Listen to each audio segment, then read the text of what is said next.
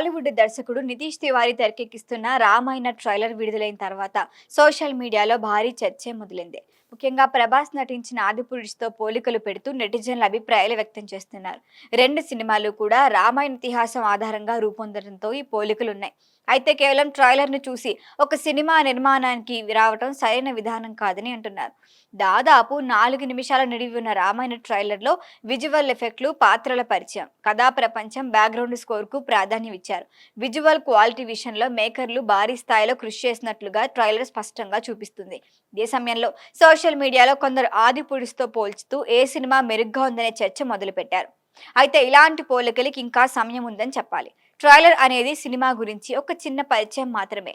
అసలు సినిమా విడుదలైన తర్వాతే కథనం, పాత్రల నిర్మాణం, భావోద్వేగాలు, విజువల్ ట్రీట్, దర్శకత్వం వంటి అంశాలపై అభిప్రాయం వస్తుంది.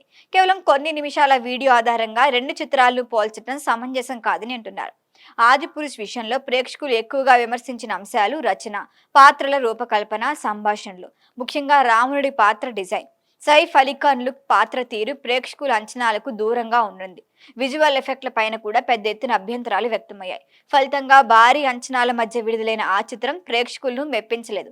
ఇంకా నితీష్ తివారీ రామాయణ విషయానికి వస్తే ఇప్పటి వరకు వచ్చిన ట్రైలర్లో అలాంటి వివాదాస్పద అంశాలు లేవు. పాత్రల లుక్, విజువల్స్, నిర్మాణ విలువలు ఆసక్తిని పెంచాయి. అయితే ఈ సినిమా విజయాన్ని నిర్ణయించేది ట్రైలర్ కాదు, పూర్తి సినిమా మాత్రమే. కథను ఎంత హృద్యంగా చెప్పగలిగారు, పాత్రలకు ఎంత న్యాయం చేశారు అన్నది అసలు పరీక్ష. ఈ రెండు చిత్రాలు భాగాలుగా విడుదల కావడంతో మొదటి భాగం విజయమై రెండో వ్యాపారాన్ని ప్రభావితం చేస్తుంది. బాహుబలి ప్రపంచవ్యాప్తంగా సంచలనం సృష్టించిందంటే మొదటి భాగం ప్రేక్షకులను ఆకట్టుకుంది. అందుకే ఇప్పుడు అవసరమైంది ఆదిపురుషుతో పోలికలు కాదు, రామాయణ తన ప్రత్యేకతను నిరూపించుకోవటం. సినిమా విడుదలైన తర్వాతే అసలు తీర్పు వస్తుంది. ఈ వీడియో మీకు నచ్చినట్లయితే లైక్ చేయండి, షేర్ చేయండి, సబ్స్క్రైబ్ చేయండి.